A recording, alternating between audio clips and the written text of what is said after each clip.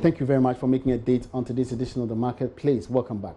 The International Chamber of Commerce, ICC, says it has put in place the necessary steps and measures to resolve disputes that may arise from the upcoming African Continental Free Trade Agreement. Vice President of the International Chamber of Commerce Court of Arbitration, Ndanka Kamaru, explains that the cross-border trade among African countries is expected to increase. The occurrences of disputes will be a certainty. She spoke to Joy Business at the celebration of the Ghana Arbitration Day. Of African practitioners in resolving disputes that arise out of more cross-border trade, that arises out of the African Continental Free Trade Agreement. I mean, the reality is that as long as there is trade happening, there will be disputes.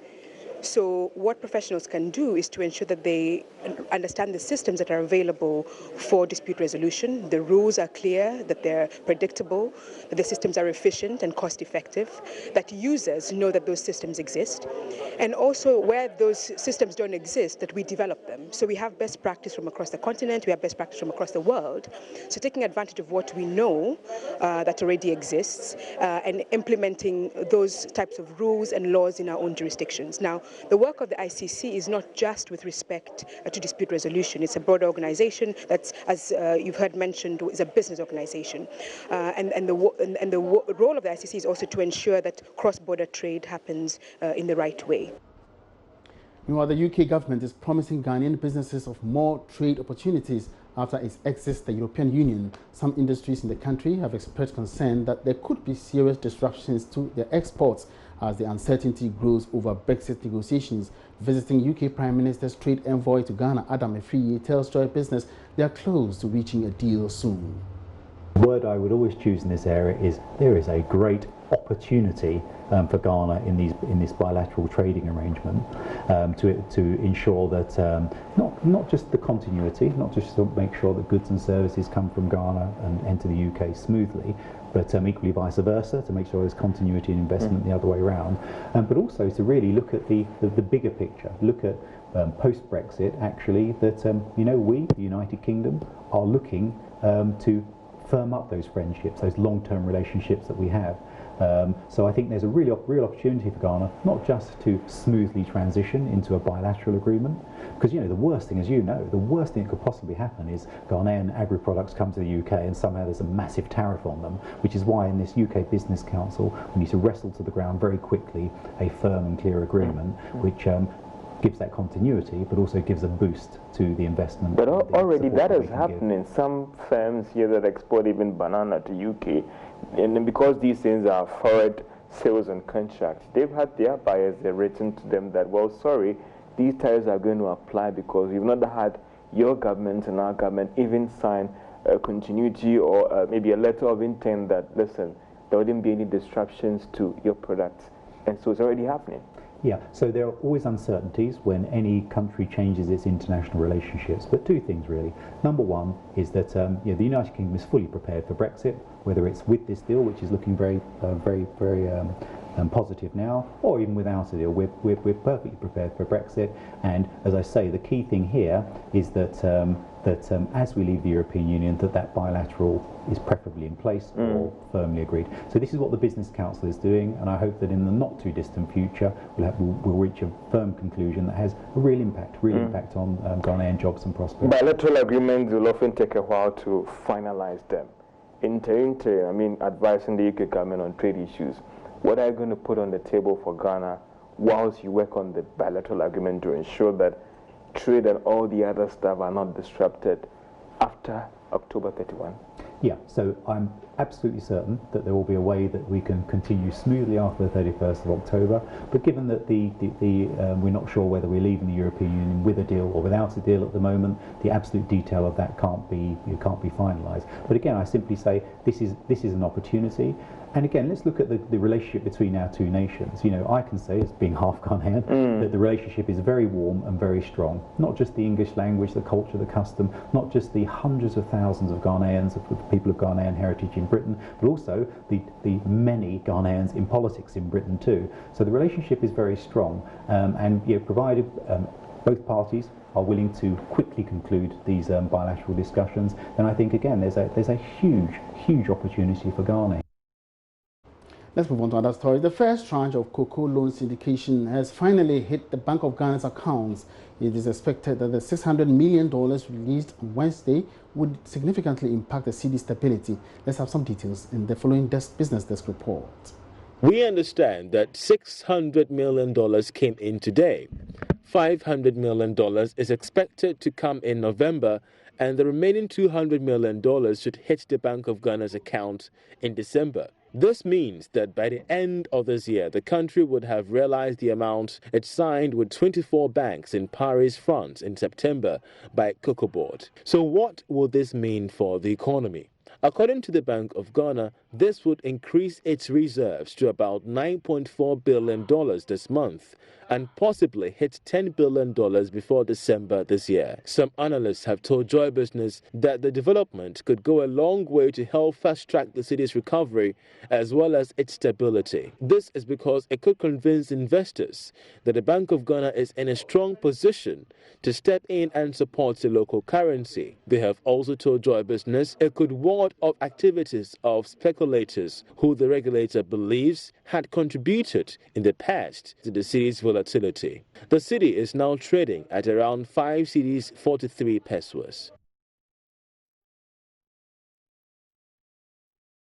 So obviously some good news for the cocoa sector and of course the economy as a whole. Let's get on the phone line now and speak with economist with Data Bank Courage Mate on the implications of this development. Good afternoon, Courage. Welcome to the marketplace.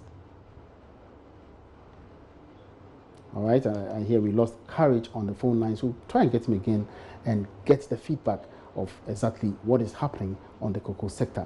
Let's move on to other stories. Finance Minister Ken Ofori-Atta has assured that government will clear all arrears owed contractors very soon. Some of these service providers who have rendered some services to government have persistently complained about delays in payment. According to some banks, this development is threatening their very existence. However, after seeking banking experts' inputs for the 2020 budget, Mr. Ofori-Atta says they have made some significant progress.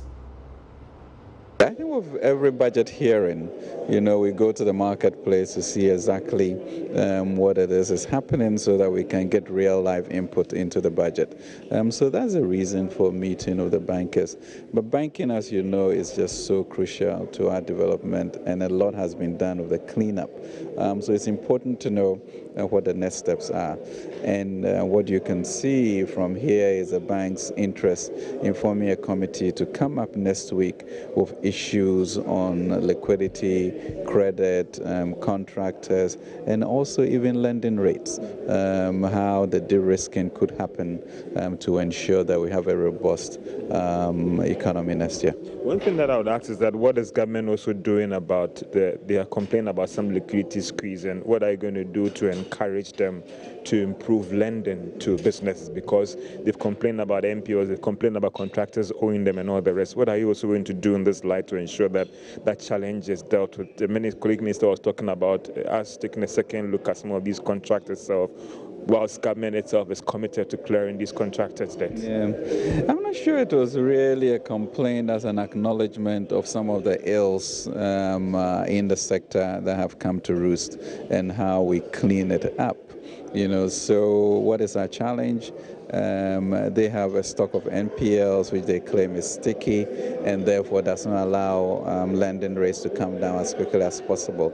But when you look at the macroeconomics, especially of this historic 7.8% inflation, lowest in our history, you are going to begin to see a gradual trending down. Our expectation is that with the input that they are coming, we'll get a clear line of path as to how to help with liquidity, especially to SMEs and entrepreneurs, and also how to manage their NPLs going forward.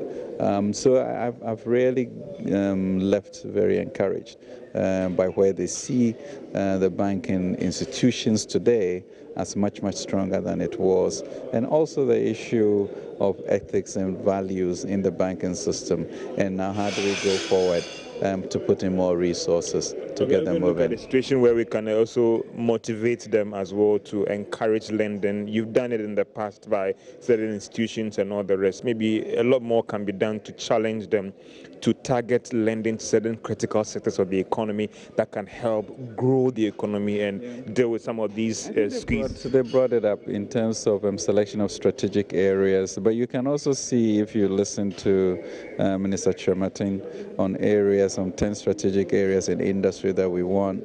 You look at 1D, 1F, ensuring that the 150 districts that do not yet have factories, will be funded, and therefore working with the banks for maybe specific interventions to make that happen so the real economy moves ahead.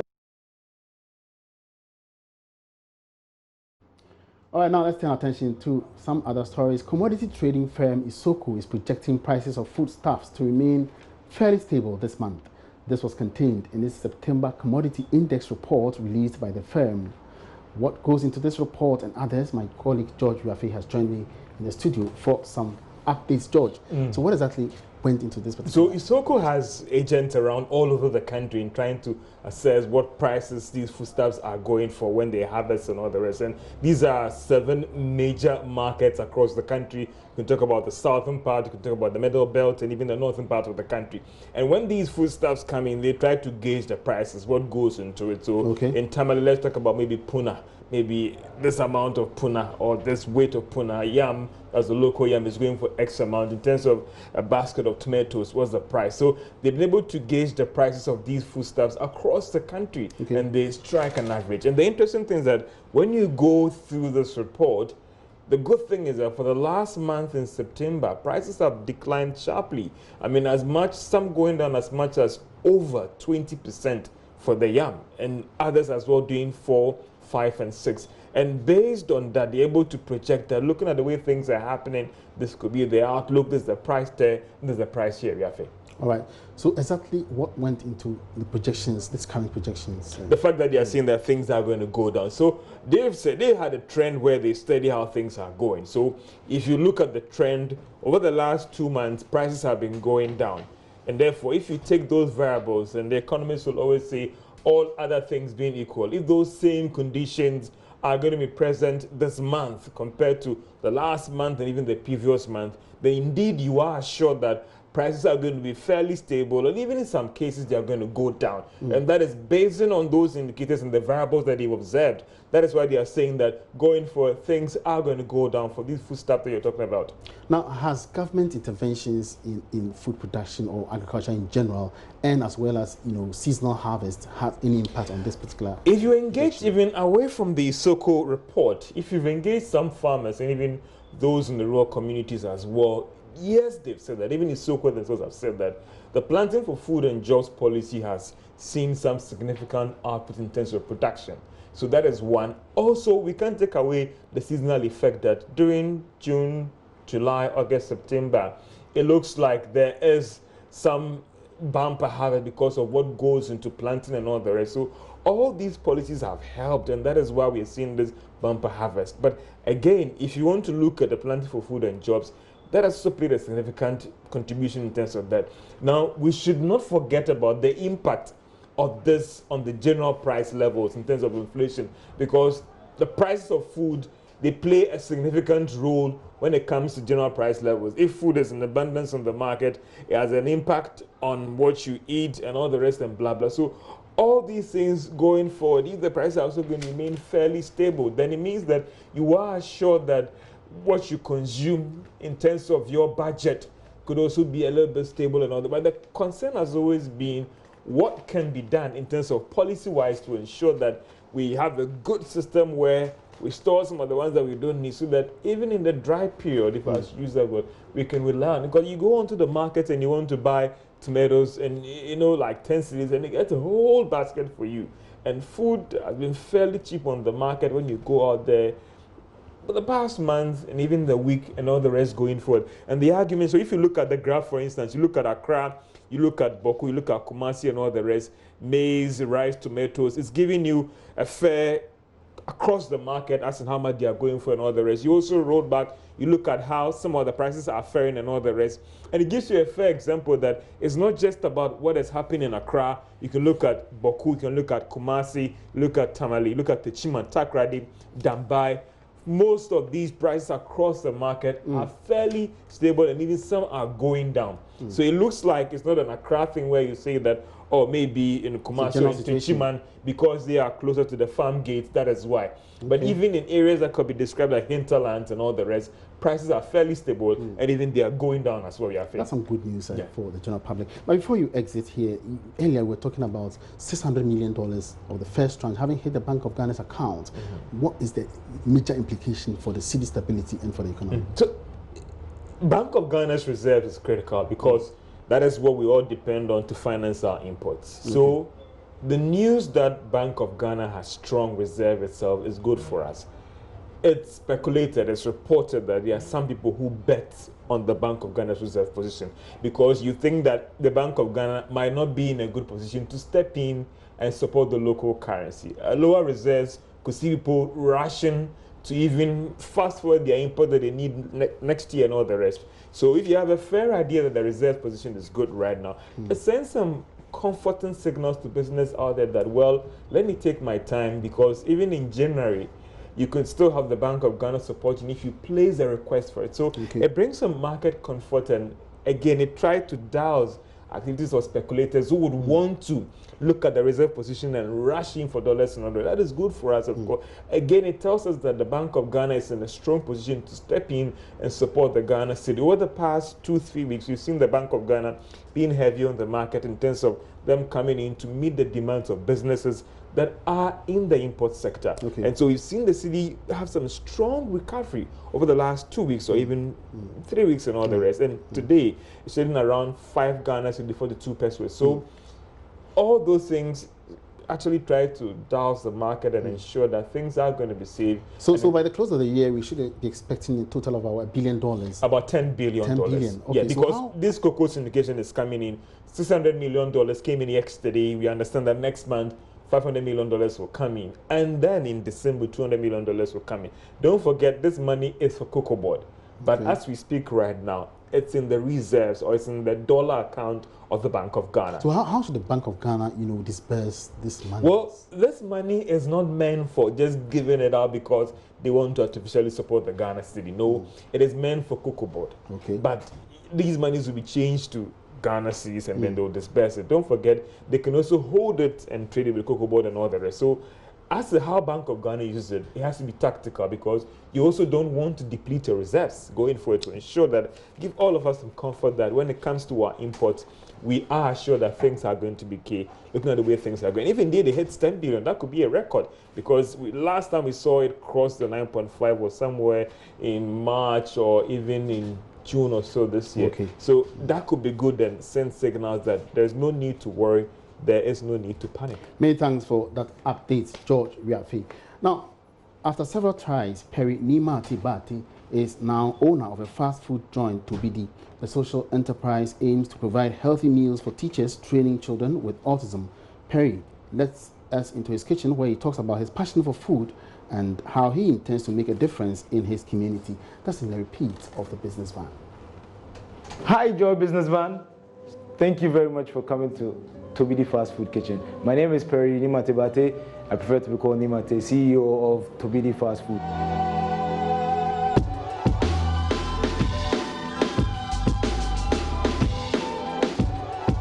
Just put,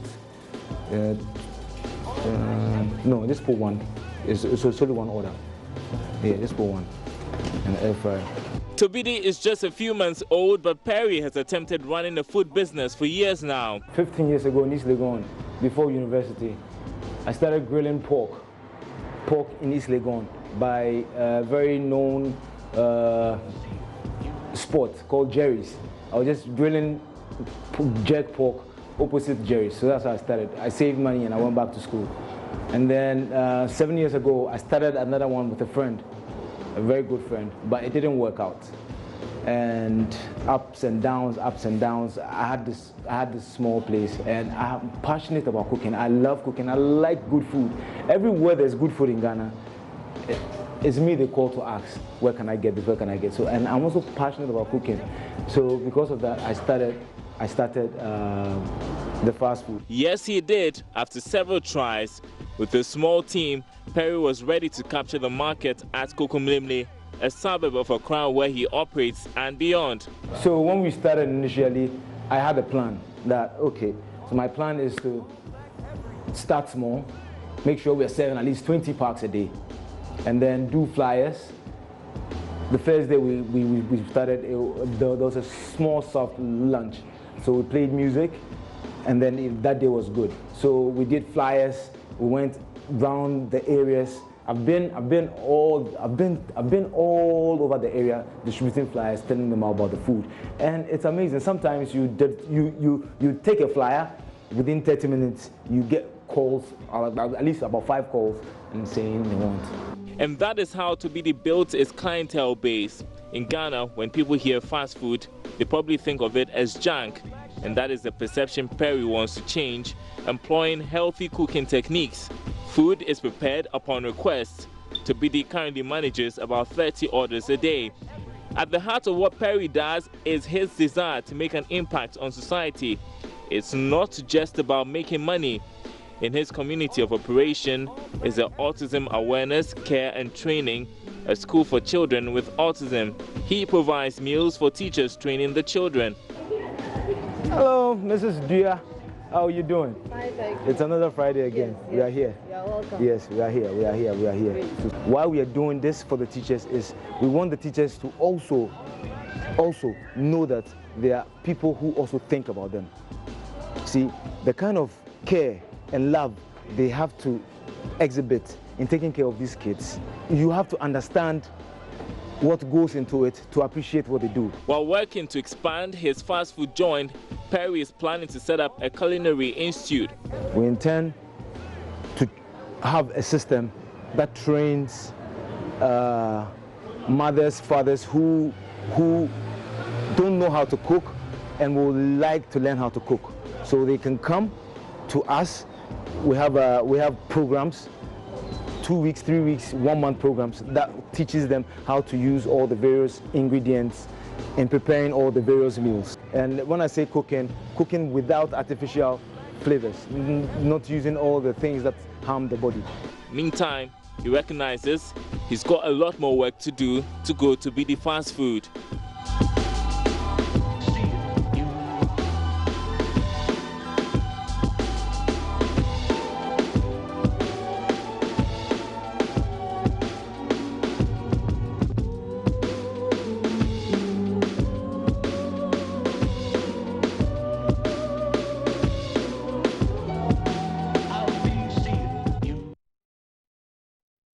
So you guys enjoy Business Van again next Wednesday on Business Live with a repeat on Thursdays on The Marketplace. That's it for The Marketplace. My name is Emmanuel Abuaji. Have a good afternoon.